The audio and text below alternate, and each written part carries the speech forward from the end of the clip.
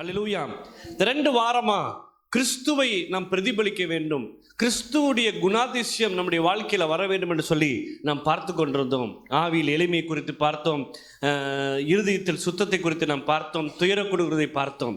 பின்பு கிறிஸ்தவர்களாகிய நாம் மற்ற ஜனங்கள்கிட்ட எப்படி நடந்து கொள்ள வேண்டும் என்று சொல்லி நாம் பார்த்து கொண்டிருந்தோம். இந்த நாளில் கிறிஸ்துவுக்கிட்ட இருந்து நீங்கள் முக்கியமான ஒரு பகுதியை நீங்கள் உங்களுடைய வாழ்க்கையில் கற்றுக்கொள்ள வேண்டும் என்று சொல்லி நாங்கள் விரும்புகிறோம். அது மத்தேயு எழுதின சுவிசேஷம் 11ஆம் அதிகாரம் 28, 29 வாசிங்க. மத்தேயு 11:28. வருத்தப்பட்டு பாரம் சுமக்கிறவர்களே, நீங்கள் எல்லோரும் என்னிடத்தில் வாருங்கள், நான் உங்களுக்கு இளைப்பாறுதல் தருவேன். இந்த வசனம் எல்லா இடத்துலையும் நம்ம பார்க்க முடியும், எல்லா வீடுகளிலும் பார்க்க முடியும். வருத்தப்பட்டு பாரம் சுமக்கிறவர்களே எல்லாம். இது வசனத்தை கேட்காத ஆள் யாருமே இல்லை, எல்லாருக்கும் இந்த வசனம் இருக்கும். ஆனால் இந்த வசனம் அதோடு முற்றுப்பெறவில்லை. வசனத்தில் நம்பரை பார்த்து நம்ம ஏமாந்தக்கூடாது. வசனம் எங்கே ஆரம்பித்து எங்கே முடிக்குதுன்னு பார்க்கணும்.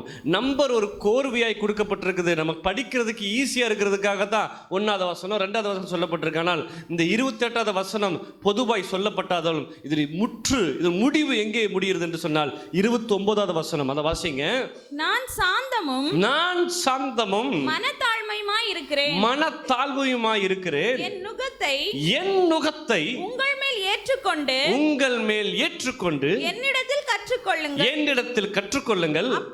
அப்பொழுது உங்கள் ஆத்துமாவுக்கு இளைப்பாறுதல் கிடைக்கும். மேல என்ன சொல்லிருக்குது? நான் சாந்தமும், அதுக்கு மேல வருத்தப்பட்டு பாரம் சுமக்கிறவர்களே, நீங்கள் எல்லாரும் என்னிடத்தில் வாருங்கள். நம்ம நினைச்சிட்டோம் இயேசுவேன் போனா என்ன ஆயிரும்? இளைப்பாறுதல். அப்படியா? இயேசுவேன் கெஞ்சினா, இயேசுவே கத்துனா அப்படி பண்ண இளைப்பாறுதல் வராது. இங்க சொல்றாரு, நீ என்னை எங்கிட்ட இருந்து என்ன பண்ண, நீ கற்றுக்கொள். என்ன கற்றுக்கொள்ளணுமா? வாசிங்க. நான் சாந்தமும் மனத்தாழ்மையுமாய் இருக்கிறேன். யாரு? இயேசு எப்படி இருக்காரா? சாந்தமும் மனத்தாழ்மையுமா இருந்தாராம். யோசித்து பாருங்க, அவரை மாதிரி இருக்க முடியுமா? அவர் யாருன்னு அவருக்கு தெரியும். என்னது சொல்லுங்க, அவர் யாருன்னு அவருக்கு தெரியும். 3 வருஷம் அவர் எங்கே தங்கினாரு, எங்கே தூங்கினாரு அவர் தெரியாது. யார் வேணா அவரை கேள்வி கேட்கலாம்.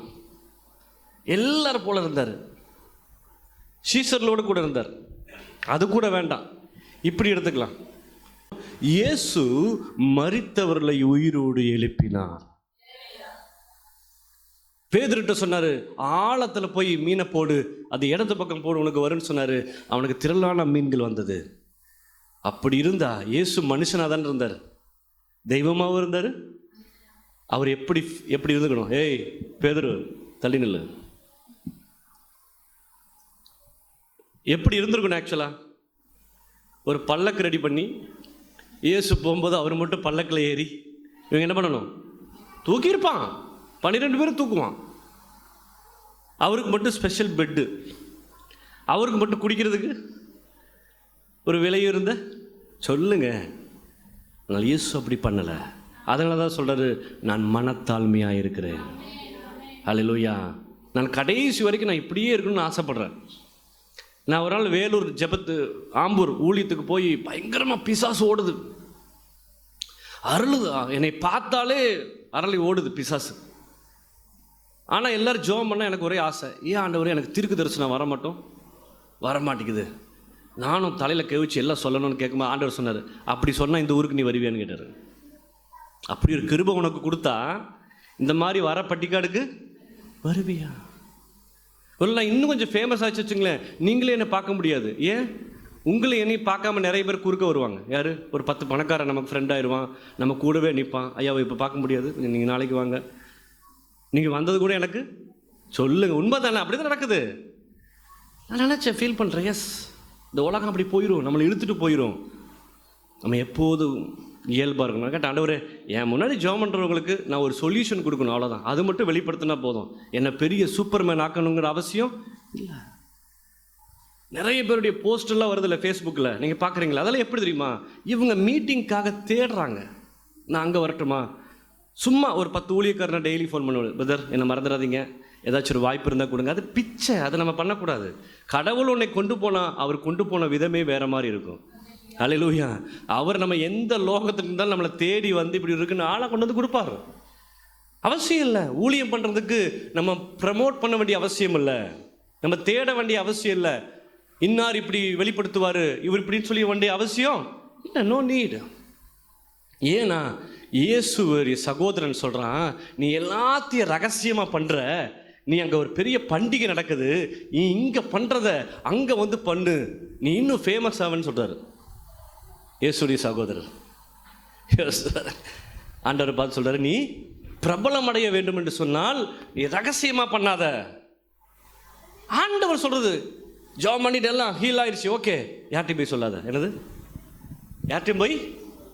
இப்போ இயேசு ஊழியக்காரங்களை சொல்லுன்னு சொல்லியிருக்காரு. ஏன்னா அப்போ இயேசு அதை வெளிப்படுத்தினா ஆண்டவருக்கு 3 வருஷம் என்ன பண்ண முடியாது, ஊழியம் பண்ண முடியாது, தடையாயிரும், சிலுவைக்கு போகணும் அவர். இப்போ நம்மளை பரப்புங்கிறாரு, நான் இன்னும் ஜீவிக்கிறேங்கிறத சொல்லு, குணப்படுத்துறது எல்லாத்தையும் போய் சொல்லு, சாட்சி சொல்லு. இந்த காலம் வேற. ஆனாலும் ஒரு ஊழியக்காரனானாலும் ஜனங்கள் ஆனாலும் விசுவாசியானாலும் தாழ்மையாக இருக்க வேண்டும். அப்போ ஆண்டவர் சொல்றாரு, நீ மனத்தாழ்மை. எங்கிட்ட என்ன இருக்குது வாசிங்க, 29 வாசிங்க. நான் சாந்தமும் மனத்தாழ்மையுமா இருக்கிறேன். மனத்தாழ்மையுமா இருக்கிறேன். என் நுகத்தை நுகம். என்னது நுகம் தெரியுமா? எது நுகம்? மாட்டுக்கு மேலே இப்படி வச்சிருக்காங்கல்ல ஒரு கட்டை, அதுக்கு பேர் தான் நுகம். என்னது நுகம். அந்த நுகத்தை வச்சு தான் அந்த மாட்டை என்ன பண்ணுறாங்க. அப்போ நம்ம இந்த தாழ்மையை வலுக்கட்டாயமாக நம்ம மேலே வச்சுருக்கணுமா? என்ன பண்ணணும்? வலுக்கட்டாயமாய் அந்த தாழ்மையை வலுக்கட்டாயமாக நம்ம வச்சுக்கணும்னு ஆண்டவர் சொல்றாரு. என் நுகத்தை நீ என்ன பண்ணு, ஏற்றுக்கொள், அப்பொழுது என்னிடத்தில் கற்றுக்கொள்ளுங்கள், அப்பொழுது உங்கள் ஆத்துமாக்களுக்கு இளைப்பாறுதல். அப்பதாங்க உங்களுக்கு இளைப்பாறுதல் தரும். உங்ககிட்ட தாழ்மை இல்லைன்னு சொன்னால் உனக்கு இளைப்பாறுதல் கிடைக்காது. உங்கள்கிட்ட தாழ்மை இருந்தால் யூ வில் பி ட்ரபிள். இந்த தாழ்மை இல்லைன்னா யூ வில் பி ட்ரபிள். ஆமென். எப்போ தெரியுமா பிரச்சனை வருது? நம்ம தாழ்மை எப்போ மாறும்? எப்போ மாறும்? பேங்க் பேலன்ஸ் பெருகும்போது தாழ்மை என்னாகும்? கம்மி. ஆரோக்கியம் நல்லா இருக்கும்போது என்னாகும்? 10 பேர்த்து யார் அடிக்கலாங்கிற ஒரு தெம்பு இருக்கும்போது என்ன பண்ணும் சொல்லுங்க? சம்பூர்ணமாக இருக்குது வீட்டில் எல்லாரும். அப்போ நமக்குள்ள எல்லாம் சம்பூர்ணமாக இருக்கும்போது ஒன்றை மறந்து விடாதே, உன்னிடத்தில் இருக்கிற தாழ்மையை நீ இழந்து விடாதே. அல்லேலூயா. ஆமென். இப்போ யோசித்து பாருங்களேன், டெய்லி நான் போகிறதே கிடையாது, அங்கே வேலை நடக்குது. அது இன்னும் என்னுடைய இடம், நம்ம இடம் நம்புறதுக்கு எனக்கு என்னென்ன ஆகலை, மைண்டுக்குள்ளே வரல, அதை பற்றி சிந்திக்கிறதும் இல்லை. ஆண்டவர் தான் சொல்கிறார், எதனாலும் உங்களுக்குரியதாக எப்போதும் நீங்கள் என்ன பண்ணக்கூடாது நினைக்க. ஏன்னா எவ்ரிதிங் இஸ் டெம்பரவரி. இந்த உலகத்தில் எதுவுமே பெர்மனன்ட் கிடையாதுங்க, ஒரு நிமிஷத்தில் மாறிடும். யூதர்கள் நினச்சிட்டு இருந்தாங்களாம் இயேசு இந்த ராத்திரி வருவாருன்னு சொல்லி தான் ஒவ்வொரு நாளும் அவங்க என்ன பண்ணுவாங்களாம், நாளை எல்லாத்தையும் விற்று எல்லாத்தையும் செட்டில் பண்ணிவிட்டு இயேசு இன்னைக்கு ராத்திரி வந்தால் என்ன பண்ணுறது, இயேசு நாளைக்கு வந்து என்ன பண்ணுறது. நம்ம வாழ்கிற வாழ்க்கை we have to focus on Christ. நாளைக்கு நான் செத்தா என்ன பண்ணுறது, அல்லது நாளைக்கு கிறிஸ்து வந்தால் என்ன பண்ணுறது, எதுவுமே நமக்குரியதல்ல, எதுவுமே நிரந்தரம் இல்லைன்னு சொல்லி நீங்கள் நினைக்கும் போது தான் உங்களுக்குள்ளே எப்போது தாழ்மை இருக்கும். அல்லேலூயா. இந்த தாழ்மைக்கு ஆப்போசிட் பெருமை. தாழ்மை நம்மகிட்ட இருக்கணும், பெருமை நமக்கு என்ன பண்ணக்கூடாது, வந்துடக்கூடாது. எபேசியர் 4:2-3 வாசிங்களேன். எபேசியர் 4ஆம் அதிகாரம் 2-3. மிகுந்த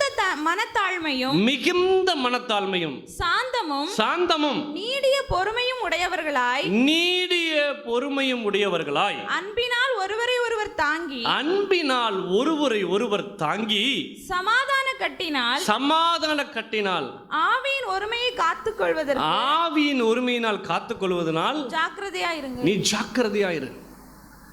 நீ ஹம்பிளா இருக்கணும். ஹம்பிள் ஒன்று விட்டு போயிடக்கூடாது, எளிமை ஒன்று விட்டு போயிடக்கூடாது, தாழ்மை ஒன்று விட்டு போயிடக்கூடாது. நீ ஜாக்கிரதை.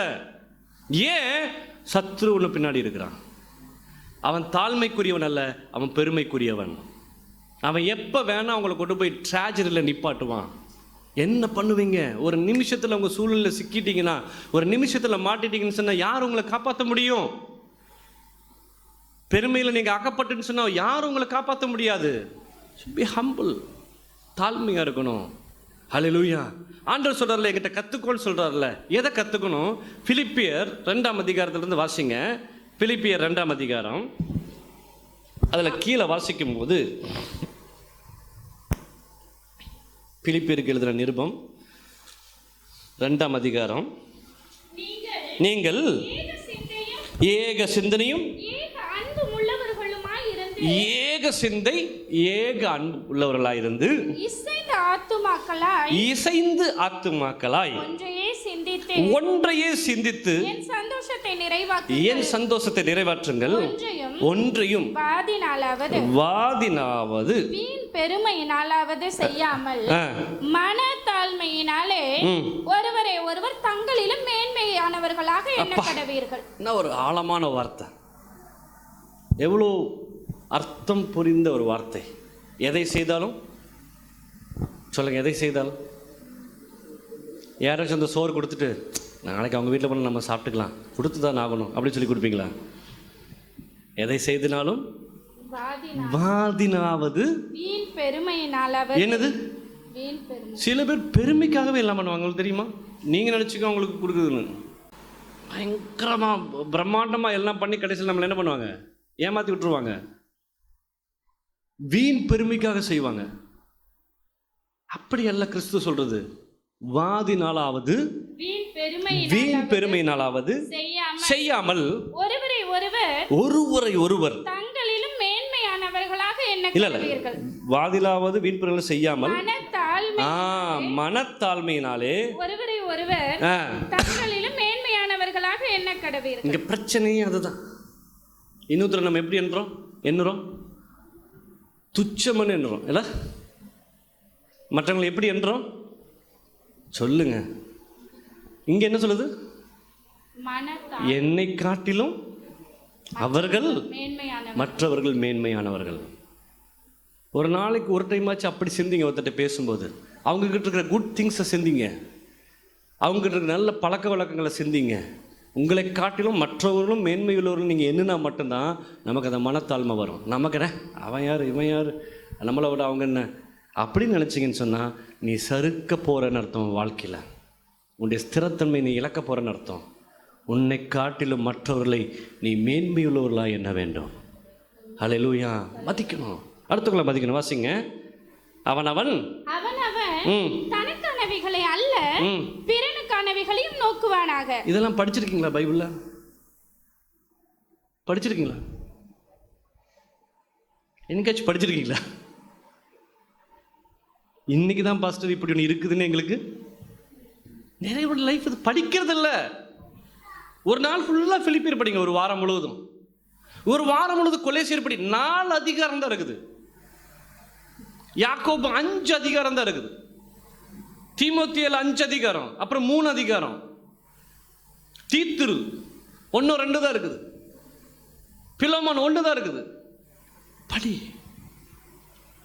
என்ன சாதிக்க போறீங்க? எவனோ காசு கொடுத்தா ஆடு பார்த்தா காசு வரும் சொல்ற ஆடு பார்த்து நரகத்துக்கு தான் நீ போவேன். என்ன சொல்றேன்? பண்ணாதீங்க. வசனம் படி, பரலோகத்தில் சொத்து சேரு. ஹல்லேலூயா. ஒரு வசனம் நீ உங்களுக்கு தெரியாதா? ஒரு வசனத்துக்கு அங்கே ஒரு செங்கல் கிடைக்கும். எத்தனை பேர் விசுவாசிக்கிறீங்க? இப்ப கண்ணில் பார்க்க முடியாது, நீ கண்களில் பார்க்கவும் முடியாது, காதில் கேட்கவும் முடியாது. பணத்துக்காக உங்கள் டைம் எல்லாம் நீங்கள் வேஸ்ட் பண்ணாதீங்க. குறிப்பிட்ட நேரம், நான் என்ன சொன்னீங்க, என்ன வேணால் பண்ணுங்க, நான் உங்களுக்கு விரோதம் இல்லை. ஆனால் ஒரு நாளைக்கு கடவுளுக்கு இருக்கக்கூடிய நேரத்தை 3 ஹவர்னா 3 ஹவர் அதுக்கு ஸ்பெண்ட் பண்ணு. 1 ஹவர்னா 1 ஹவர் ஸ்பெண்ட் பண்ணு. இல்லை அட்லீஸ்ட் காலையில் 1/2 மணி நேரம், சாயங்காலம் 1/2 மணி நேரம், காலையில் எந்திரிச்ச உடனே ஒரு 1/2 மணி நேரம், ஒரு 1/4 மணி நேரம் ஜபம், அது போதும். 1/4 மணி நேரம் ஜபம், 1/4 மணி நேரம் வசனம் படி. சாயங்காலம் தூங்குறதுக்கு முன்னாடி ஒரு 1/4 மணி நேரம் வசனம், 1/4 மணி நேரம் ஜபம். யோசித்து பாருங்களேன். நீ ஒரு வசனம் இன்னைக்கு படிச்சுன்னு சொன்னால் உனக்கு பொக்கிஷம் உண்டாகும். ஏன்னா இது விளம்பரம் பண்ணுறதில்ல, இந்த ஃபேக்கானது தான் விளம்பரம் பண்ணுவான் தெரியுமா? உங்களை எப்படிலாம் ஏமாற்றணுமா இன்றைக்கி காசை வாங்குறதுக்கு நல்ல இது பண்ணுவான். பைபிள் படி நம்ம கூவி சொன்னாலும் யாரும் என்ன பண்ண போகிறதில்ல, கேட்க போகிறது இல்லை. வாசிங்களேன். அவன் தனக்கானவைகள் அல்ல பிறனுக்கானவைகளை தனக்கானவைகளையும் நோக்குவானாக. எப்பவுமே உங்களுக்காக யோசிக்காதீங்க. உங்களுக்காக, உங்க வீட்டுக்கு ஒருத்தர் வந்தாங்கன்னா நீ என்ன சாப்பிடணும்னு யோசிக்காத, வந்தவங்களுக்கு என்ன கொடுக்கணும்னு யோசிங்க. வந்தவங்களை எப்படி சந்தோஷப்படுத்தணும்னு யோசிங்க. வந்தவங்களை எப்படி சமாதானமாக அனுப்பணும்னு யோசிங்க. Don't think about you. வர்றவங்களை வச்சு நம்ம என்ன சாதிக்கணும், நம்ம என்ன பார்க்கணும்னு பார்த்தா அது நரகத்துக்கு போகிற வழி, அது தெய்வத்துக்கு போகிற வழி அல்ல. அவனவன் தனக்கானவைகளை அல்ல பிறனுக்கானவைகளையும் நோக்குவானாக. அடுத்து, கிறிஸ்து இயேசுவில் இருந்த சிந்தையே உங்களிலும் இருக்க கிறிஸ்து கடவது. இயேசுவில் இருக்கிற சிந்தனையே உங்களில் இருக்க கடவது. அவர் தேவனுடைய ரூபமாய் இருந்தும் தேவனுடைய ரூபமாய் இருந்தும் தேவனுக்கு சமமாய் இருப்பதை கொள்ளையாடின பொருளாக எண்ணாமல், அதாவது தான் தேவகுமாரன், நான் தேவங்கிறத அவருக்குரியதா அவர் எண்ணல. அதான் பைபிள் சொல்லுது, அடிமையின் ரூபம் எடுத்து வந்தார். தம்மை தம்மைத்தானே வெறுமையாக்கி அடிமையின் ரூபம் எடுத்து மனுஷர் சாயலானார். அவர் மனுஷ ரூபமாய் காணப்பட்டு மரண பரியந்தம், அதாவது சிலுவையின் மரிய பரியந்தமும் கீழ்ப்படிந்தவர்களாகி தன்னைத்தாமே தாழ்த்தினார். ஆதலால் எல்லாவற்றிற்கும் மேலாக அவர் அடிமை ரூபம் எடுத்ததுனால, தன்னைத்தானே தாழ்த்துறதுனால, ஆதலால் தேவன் எல்லாவற்றிற்கும் மேலாக அவரை உயர்த்தி இயேசுவின் நாமத்தில் வானோர் பூதலத்தோர் பூமியின் கீழானோருடைய முழங்கால் யாவும் முடங்கும்படிக்கு பிதாவாகிய தேவனுக்கு மகிமையாக இயேசு கிறிஸ்து கர்த்தர் என்று நாவுகள் யாவும் அறிக்கை பண்ணும் படிக்கும் எல்லா நாமத்திற்கும் மேலான நாமத்தை அவருக்கு தந்தருளினார். ஆதலால் எனக்கு பிரியமானவர்களே, நீங்கள் எப்பொழுதும் கீழ்ப்படுகிறபடியே நான் உங்களுக்கு சமீபமாய் இருக்கும் பொழுது மாத்திரம் அல்ல, நான் தூரமாய் இருக்கிற இப்பொழுதும் அதிக பயத்தோடும் நடுக்கத்தோடும் உங்கள் ரட்சிப்பு நிறைவேற பிரயாசப்படுங்கள். ஏனெனில் தேவனே தம்முடைய தயவுள்ள சித்தத்தின்படி விருப்பத்தையும் செய்கையையும் உங்களில் உண்டாக்குகிறவராய் இருக்கிறார். வீணாக ஓடினதும் வீணாக பிரயாசப்பட்டதும் இல்லை என்கிற மகிழ்ச்சி கிறிஸ்துவின் நாளில் எனக்கு உண்டா இருப்பதற்கு கிறிஸ்துவின் சிந்தை நமக்கு வர வேண்டும். அல்லேலூயா. நம்ம டைமுக்கு ஏற்ற மாதிரி மாறக்கூடாது. இந்த இடத்துல நான் தாழ்மையாக இருப்பேன், தாழ்மை இல்லைன்ல, நமக்கு தாழ்மை இருக்குது. எங்கே இருக்கும்? வேலை செய்கிற இடத்துல எம்டிக்கிட்ட இருக்கும்,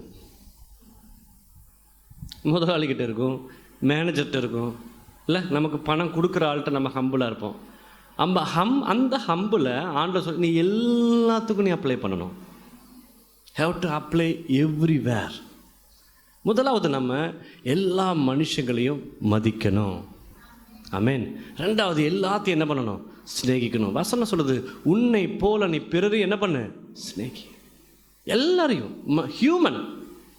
பைபிள் சொல்லுது எல்லா மனுஷர்களும்.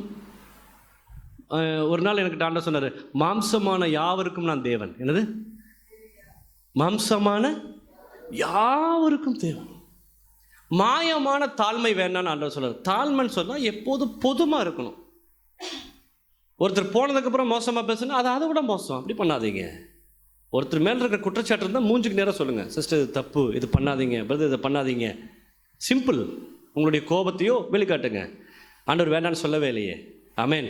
ஆனால் சீட் பண்ணாதீங்க, வேஷம் போடாதீங்க. உங்கள் மாயமான தாழ்மை அது வேண்டாம். நீ தாழ்மை உள்ளவனாய் மாறு. அல்லேலூயா. நம்ம எல்லாரும் பெரிய ஆட்கள் இல்லை. இப்போ யோசித்து பாருங்கள், எல்லாருக்கும் ஒரே சேர் தான் கொடுத்துருக்குது, ஒரே மைக்கு தான் உங்ககிட்ட பேசிகிட்டு இருக்குது, ஒரே வசனம் தான் சொல்லிட்டு இருக்கு. ஆனால் உங்கள் ஒவ்வொரு மனசுக்குள்ளேயும் பார்த்தா உங்களுக்குள்ளேயும் எவ்வளோ சிந்திச்சுட்டு இருப்பீங்க தெரியுமா? இவன் ட்ரெஸ்ஸோட என் ட்ரெஸ்ஸு நல்லா இருக்குது, நான் இன்றைக்கி மட்டன் சாப்பிட போகிறேன், வச்சு வீட்டில் சாம்பார் தான் இருக்கும். மனுஷனோட எண்ணங்கள் தானே. இல்லை பார்க்குறோம், நான் காரில் வந்திருக்கேன், அவன் பஸ்ஸில் வந்திருக்கான். எவ்வளோ கேவலம் இல்லை? அருவருப்பானது.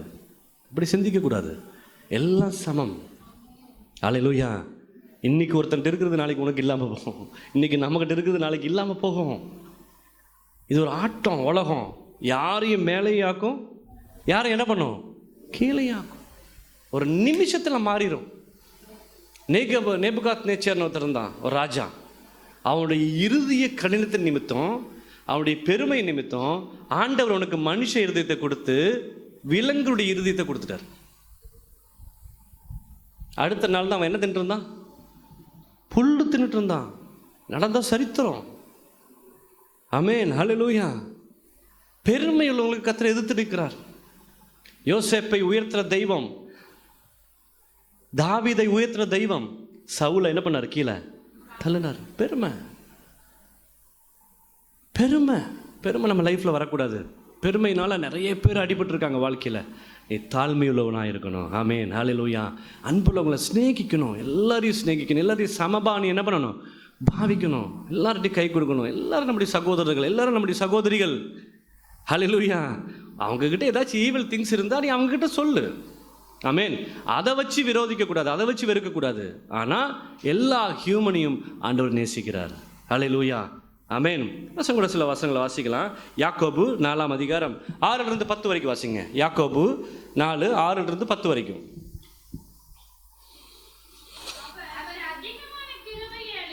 அவர் அதிகமான கிருபை அளிக்கிறாரே, ஆதலால் தேவன் பெருமை உள்ளவர்களுக்கு எதிர்த்து நிற்கிறார். தாழ்மை உள்ளவர்களுக்கோ கிருபை அளிக்கிறார் என்று சொல்லி இருக்கிறது. ஆகையால் தேவனுக்கு கீழ்ப்படிந்திருங்கள், பிசாசுக்கு எதிர்த்து நில்லுங்கள், அப்பொழுது அவன் உங்களை விட்டு ஓடி போவான். தேவனிடத்தில் சேருங்கள், அப்பொழுது அவர் உங்களிடத்தில் சேருவார். பாவிகளே, உங்கள் கைகளை சுத்திகரியுங்கள். இருமனம் உள்ளவர்களே, உங்கள் இருதயத்தை பரிசுத்தமாக்குங்கள். நீங்கள் துயரப்பட்டு துக்கித்து அழுங்கள். உங்கள் நகைப்பு துப்பிப்பாகவும் உங்கள் சந்தோஷம் சஞ்சலமாகவும் மாறக்கடவது. கர்த்தருக்கு முன்பாக தாழ்மைப்படுங்கள். அப்பொழுது அவர் உங்களை உயர்த்துவார். வாசல் என்ன சொல்லுது? கர்த்தருக்கு முன்பாக தாழ்மைப்படுங்கள். ஹம்பிள், தாழ்மைப்படுங்கள். அப்பொழுது அவர் உங்களை உயர்த்துவார். அல்லேலூயா. இந்த பெருமையான எண்ணம் பணக்காரனுக்கு மட்டும்தான் வரணும்ல. நீங்கள் யோசித்து பாருங்க. சாதாரண ஏழைக்கும் அந்த தாட் இருக்கும், ஒன்றுமில்லாதவங்களுக்கும் அந்த தாட் இருக்கும். அது ஆளுக்காலு மாறுபடும். ஏன்னா அந்த சுவாபம் ஒரு எப்படி விசித்திரமான சுவாபம். ஆமென், ஹல்லேலூயா. இந்த பெருமையாக இருக்கவங்க நம்ம என்ன தெரியுமா சொல்கிறோம்? நல்ல சாமர்த்தியவாதி இல்லை. மோசமான குணாதிசயத்தை நம்ம என்ன பண்ணுறோம்? நம்ம அக்செப்ட் பண்ணி அதை பெருமையாக சொல்கிறோம். இந்த தாழ்மையாக இருக்கவங்க என்ன தெரியுமா? ஏமாளி, முட்டாள். சிஸ்டர் யாராச்சும் எங்களை ஒரு 10,000 ஏமாற்றி போனால் சிஸ்டர் சொல்லுவாங்க, நீங்கள் இப்படி ரொம்ப ஏமாளியாக இருக்கிறீங்க, உங்களை எல்லாம் யூஸ் பண்ணிக்கிறாங்க, உங்களை எல்லாம் ஏமாற்றிட்டு போயிடுறாங்க. யோசித்து பாருங்க. யாருக்காச்சும் 10,000 கொடுத்தா அவங்க சர்ச்சை விட்டு போயிடுவாங்க, 20,000 கொடுத்தா ஏதாச்சும் போயிடுவாங்க. நான் சொன்னேன், பரவாயில்ல போகட்டும், அவனால் அதானே முடியும், அவனுடைய இயலாமை தான் அவன் சொல்கிறான். ஆனால் ஆண்டவர் எனக்கு வேறு பக்கம் என்ன பண்ண வராத கொடுக்குற போனால் போகட்டும், ஒரு பிரச்சனையும் இல்லை, இல்லாமல் போனால் பரவாயில்ல, டோன்ட் கேர். அப்போ நம்ம படிப்பினை எப்படி இருக்கணும்னு சொன்னால், அதுக்காக யாருக்குமே ஹெல்ப் பண்ணக்கூடாதுங்கிற சிந்தனை நமக்கு என்ன பண்ணக்கூடாது, வந்துடக்கூடாது. பிசாசே அவனை ஏமாற்ற வைக்கிறான். உங்கள்கிட்ட ஒரு நல்ல கேரக்டருக்கு கொடுக்குற கேரக்டர் 2 பேரை வச்சு ஏமாற்ற வைப்பான். அப்போ நமக்கு என்ன ஆகும்? ஐயோ நம்ம யாருக்கும் கொடுக்கக்கூடாது. அப்படி இல்லை. ஆமென். ஒரு ஸ்டோரி படித்தேன். கருணாநிதி சாகும்போது எழுதிட்டு போயிருக்காங்க, உங்கள் வாழ்க்கையில் நீங்கள் சொல்கிற அர்த்தம் என்ன? நீங்கள் இந்த உலகத்துக்கு சொல்ல வந்து என்னென்னா, நமக்கு உதவி செய்வங்க எல்லாரும் நமக்கு உண்மையாக இருப்பாங்க, நமக்கு திருப்பாங்க நம்ம நினைக்கக்கூடாது. யார் நமக்கு கடைசி வரைக்கும் உண்மையாக நமக்கு இருக்க மாட்டாங்க, நமக்கு திருப்பி கொடுக்க மாட்டாங்க. அப்படிங்கிறத நம்ம மனசில் எப்போது என்ன பண்ணணும்? வச்சுட்டு நன்மை செய்யணுமா. வாழ்க்கை பாடம் தானே. 97 வயசு வரைக்கும் வாழ்ந்தவர் என்ன சொல்கிறாரு? நமக்கு திருப்பி தருவாங்க, நமக்கு உண்மையாக இருப்பாங்கன்னு நினச்சி யாருக்கும், ஏன்னா அவங்க இருக்க மாட்டாங்க. அப்போது இந்த பெருமைக்கு இன்னொரு காரணம் ஜீவனத்தின் பெருமை. என்னது அந்த வசனம் சொல்லுது? மாம்சத்தின் இச்சை, கண்களின் இச்சை, ஜீவனத்தின் பெருமை. எது நமக்குள்ள பொருள் பெருகும்போது, நமக்குள்ள வாகனங்கள் பெருகும்போது, நமக்குள்ள உடைகள் பெருகும்போது. என்னது? உங்கள் பிள்ளைகளுக்கு ஒரு 10 ட்ரெஸ் கொடுங்க, வானத்துக்கு பூமிக்கு நடப்பாங்க. கிழிஞ்சி ட்ரெஸ் போடுங்க, பேசாமல் இருக்கும். உண்மை தானே சொல்லுங்கள்? ஒரு மாதம் கஞ்சியாக கொடுங்க, சோர்ந்து போயிருக்கும். 2 நாள் சிக்கனை கொடுங்க, என்ன அப்படின்னு கேட்கும், தெம்பு வந்துடும். வருமா வராதா? உண்மை தானே சொல்கிறது? அந்த காலத்தில் காசு இருந்தாலும் வாரத்துக்கு ஒரு நாள் தான் கறி வாங்கி கொடுத்தாங்க. நம்ம இப்போ நினச்ச நேரம் தந்தூரி, ஜோஃபி நச்சு தங்கூரி, என்னது ஒரு 2 வயசு தான் இருப்பா, தங்கூரி சிக்கன். அப்போ தந்தூரி சிக்கன், கிரில் சிக்கன் எல்லாம் டெய்லி கொடுக்கும்போது ஏன் கொடுக்கணும்னு முதல்ல யோசிக்கணும். முதல்ல உடம்பு என்ன பண்ணணும்? வத்தணும். பெருமை வந்தால் கொழுப்பு வரும். உண்மை தானே? கொழுப்பு எப்போ சேரும்? உடல் உழைப்பு கம்மியாகுது. உடல் உழைப்பு இல்லாமையே காசு வருது. என்னது சொல்லுங்க? உடல் உழைப்பு. வாங்க, அந்த வேலை செய்கிறாங்க பார்த்தீங்களா, நான் கண்ணீர் வடிக்கிறேன் அவங்கள பார்த்து. காலைல 8 மணியிலிருந்து சாயங்காலம் 6 மணி வரைக்கும் அந்த ஒரு கல் எப்படி ஒரு 4 கிலோ இருக்கும், 3 கிலோ இருக்கும். அந்த ஹாலோ பிளாக் அதை எடுத்து மேலே சுமக்கிறாங்க. ஒரு 900 ரூபா சம்பளத்துக்கு எவ்வளோ கஷ்டப்படுறாங்க இல்லை?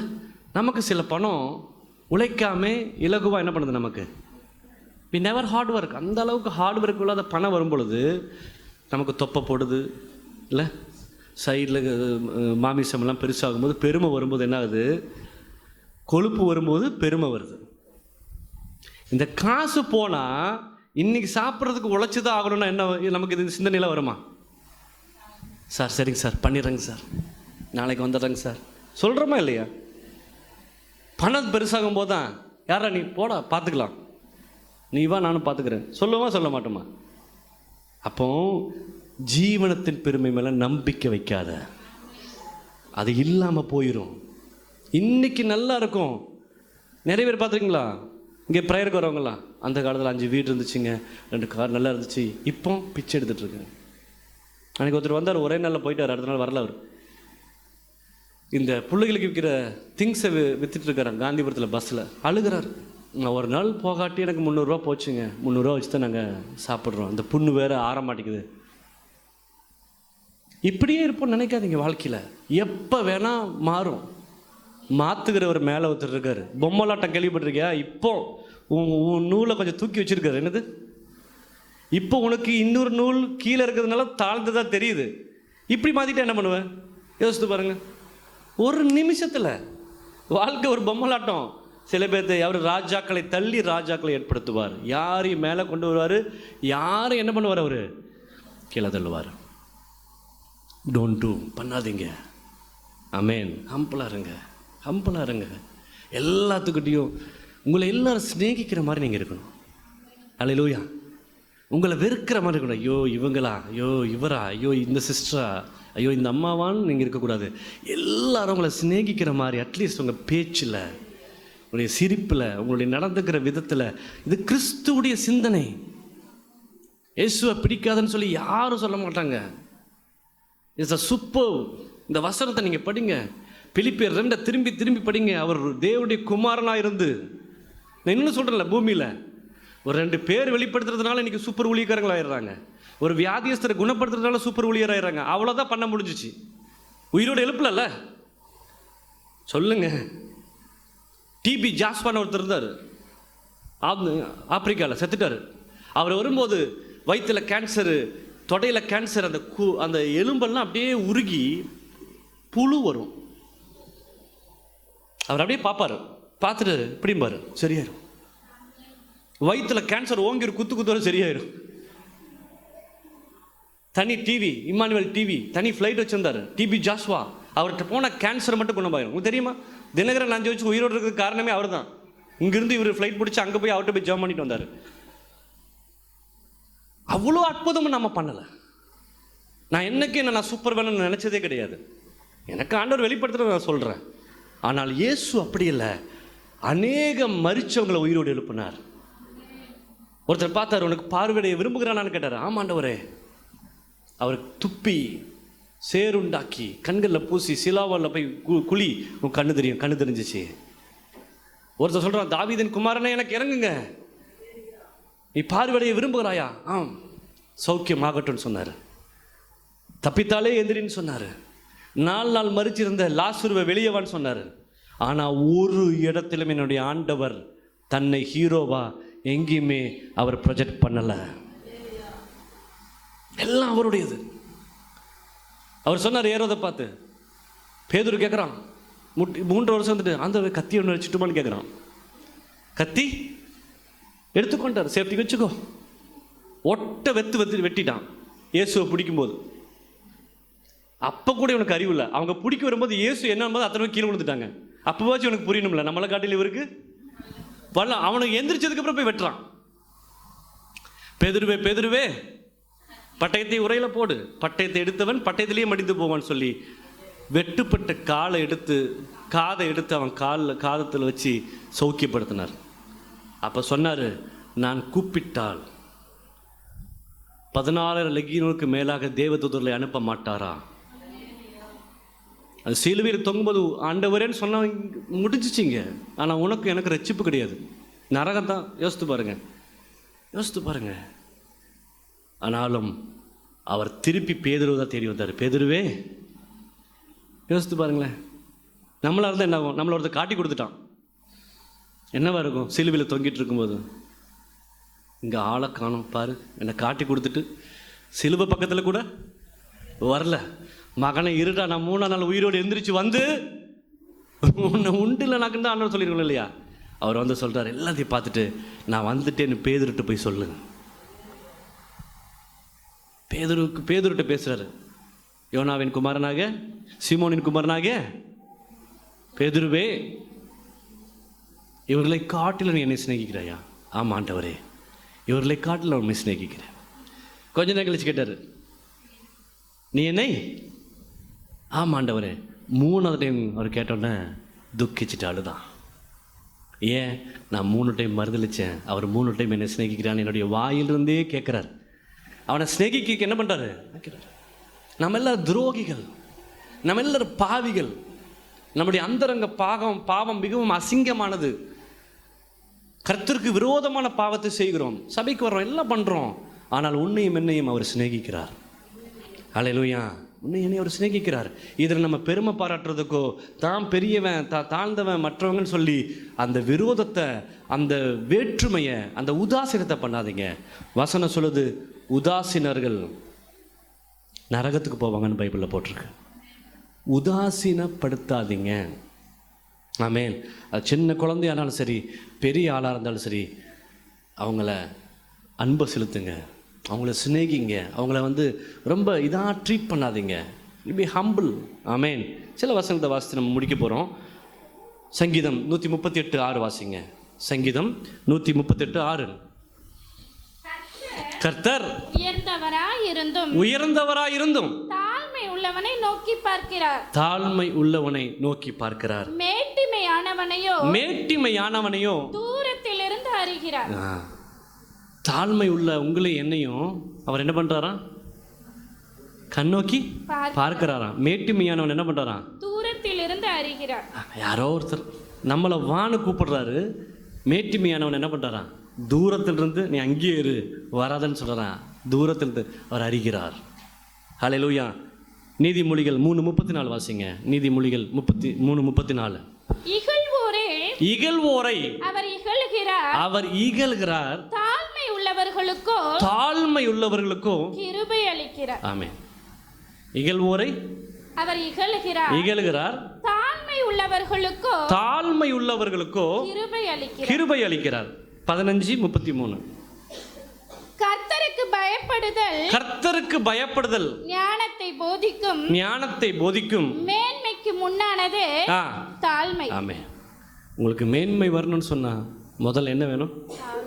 தாழ்மை வரணும். அடுத்து 16-19 வாசிங்க. அகங்காரிகளோட கொள்ளை பொருளை பங்கிடுவதை பார்க்கிலும் சிறுமையானவர்களோட மன தாழ்மையாய் இருப்பது நலம். 18-12. அழிவு வருமுன் மனுஷருடைய இருதயம் இருமாப்பா இருக்கும். மேன்மைக்கு முன்பாக தாழ்மை. 22-4 வாசிங்க. தாழ்மைக்கும் கர்த்தருக்கு பயப்படுதலுக்கும் வரும் பலன் ஐஸ்வர்யமும் மகிமையும் ஜீவனுமாம். அப்பா, நமக்கு இப்போ இருக்கிற ஐஸ்வர்யமும் கனமும் ஒருவேளை கடவுள் கொடுக்காட்டி நம்மளே உருவாக்கியிருந்தா பெருமை வந்தால் அது அழிஞ்சு போயிடுமா. நமக்குள்ள ஐஸ்வர்யமும் கனமும் மகிமையும் நிலைத்திருக்கணும்னா என்ன பண்ணணுமா? தாழ்மையும் கர்த்தருக்கு பயப்படுகிற பயமும் இருந்துச்சுன்னு சொன்னா வரும் பலன் ஐஸ்வர்யம் மகிமை ஜீவன். ஆண்டவருக்கு லைஃப் கொடுக்குறாரு, ஜீவன் கொடுக்குறாரு. அடுத்து மேன்மை, உன்னை எல்லா பக்கமும் மேன்மைப்படுத்துவாரு. ஐஸ்வர்யம் எப்போது இருக்கும்? தாழ்மையை மட்டும் மறந்துடாத. கடைசியா மீகா 6:8 வாசிங்க. மீகா 6:8. மனுஷனே நன்மை என்னதென்று அவர் உனக்கு அறிவித்திருக்கிறார். நன்மை என்னதென்று உனக்கு அறிவித்திருக்கிறார். நியாயம் செய்து இரக்கத்தை சிநேகித்து உன் தேவனுக்கு முன்பாக மனத்தாழ்மையாய் நடப்பதை அல்லாமல் வேற எண்ணத்தை கர்த்தர் உன்னிடத்தில் கேட்கிறார். ஆண்டவர் கிட்ட வேற எதுவுமே கேட்கல. என்ன கேட்கிறாரு? மனத்தாழ்மை. அல்லேலூயா, ஆமென். கம்பேர் பண்ணிக்கங்க. நம்ம காரை வச்சு பெருமை பாராட்ட வேண்டாம். என்னை விட பெரிய கார் இன்னொருத்த வச்சிருக்கிறான், அங்கே போச்சா இல்லையா? நான் மட்டும் தான் அழகுன்னு நினைக்காதீங்க. உங்களை காட்டிலும் பெரிய அழகிகள் இந்த உலகத்தில் இருக்காங்க, போச்சா? நீங்கள் உடுத்துகிற உடையை காட்டிலும் இன்னொருத்தன் இதை விட நல்ல உடை வைத்திருக்கிறான். அப்படி பார்த்தா நான் வாழ்கிற வீடு தான் பெஸ்ட்டு நினைக்காதீங்க. இதை காட்டிலும் மான மாளிகைகள் இருக்கிறது. அல்லது நாம் உண்ணுகிற உணவை காட்டிலும் வேறொருத்தர் நல்ல மென்மையான உணவை சாப்பிட்றாங்க. அப்போ நம்ம லைஃப்பில் நம்ம வச்சிருக்கிறது எல்லாமே பெஸ்ட்டுன்னு சொல்கிறதுக்கு ஒன்றுமே இல்லை. கர்த்தர் கொடுத்தார். அதுதான் யோபு சொன்னார், கர்த்தர் கொடுத்தார், கர்த்தர் எடுத்தார், கர்த்தருக்கு ஸ்தோத்திரம். இதெல்லாம் எனக்கு புரியுது இல்லைங்க, எல்லாமே அவர் போட்ட பிச்சை. ஹல்லேலூயா. ஒரு பிரசங்க பீடம் இல்லாமல் ஒரு வருஷம் நான் பிரசங்கம் பண்ணியிருக்கேன் எங்கள் வீட்டில். யோசித்து பாருங்கள். நாங்கள் ரமேஷ் எல்லாம் போய் எங்களுக்கு ஒரு பிரசங்க பீடம் பண்ணித்தரேன். நமக்கு ஒரு கம்பி இருக்கும், அந்த கம்பியை எடுத்து அதில் பிரசங்க பீடம் பண்ணி அதில் ஒரு 6 மாதம் 7 வருஷம் ஓட்டணும். இன்றைக்கி நமக்கு எக்ஸஸாக 2 பிரசங்க பீடம் எக்ஸ்ட்ரா இருக்குது. ஹல்லேலூயா, ஆமென், ஆமென். நாளைக்கு பார்த்துங்க, 1 இருக்குது, 3 இருக்குது. ஆனால் ஒரு காலத்தில் கம்பி, அதுக்கு முன்னாடி ஒன்றுமே இல்லை. ஒரு பைபிள் வாங்க முடியாது. இன்றைக்கி ஒரு வீடியோ ரெக்கார்டர் வச்சுருக்கோம். நல்ல மொபைல் நம்மக்கிட்ட ஒரு காலத்தில் இல்லை. நம்மக்கிட்ட ஆம்பிளிஃபயர் இல்லை, மைக்கே கிடையாது. இன்றைக்கி ஆனால் நமக்கு மிக்சர் கொடுத்துருக்கிறாரு, நமக்கு ஒரு ப்ரொஜெக்டர் கொடுத்துருக்கிறாரு. எல்லாம் அவர் போட்ட பிச்சைங்க. எல்லாரும் கீழே உட்காந்துருந்தோம், இன்றைக்கி எல்லாருக்கும் சேர் இருக்குது. ஹல்லேலூயா. அப்போ இதெல்லாம் காட்டி பிரமாணப்படுத்துறதுக்கு நம்மக்கிட்ட ஒன்றுமே இல்லை. நீ தாழ்மைப்பட்டான், ஆண்டவர் உன்னை உயர்த்துவார். நீ கடந்து வந்த பாதையை மறந்து விடாதே. அல்லேலூயா. நீ வந்த வழியை மறந்துடாத. நீ எளிமையாக வந்ததை மறந்துடாத. இந்த கோயம்புத்தூரில் நீ வாழ்ந்த வாழ்க்கையை நீ மறந்துடாத. உங்கள்கிட்ட ஒன்றுமே இல்லாத பொழுதும் இன்னைக்கு கொஞ்சம் வந்ததுன்னு நீ கொஞ்சம் பெருமைப்படுத்தாத. ஆண்டவர் உன்னை உயர்த்துறதுக்கு நீ தாழ்மைப்படு. தேவ சமூகத்தில் அப்படியே எந்திரிச்சு கண்களை மூடுங்க. அல்லேலூயா. Thank you holy spirit. ஒரு விசை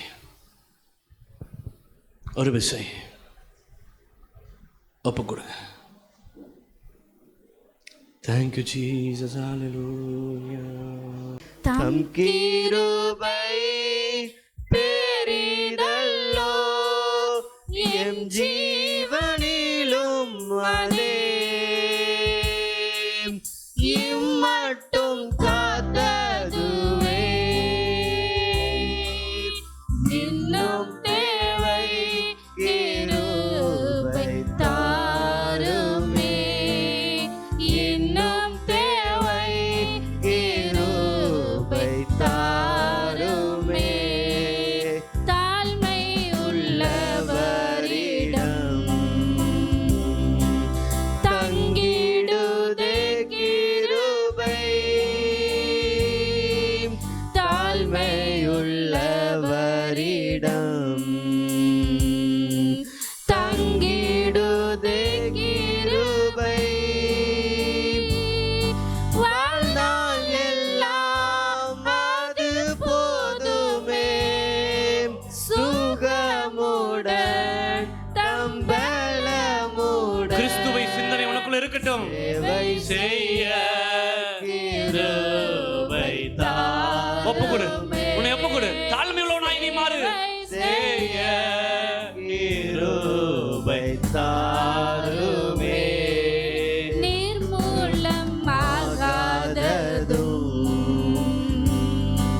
நிற்பதும் கிருபை நிர்மூலமாகாததும்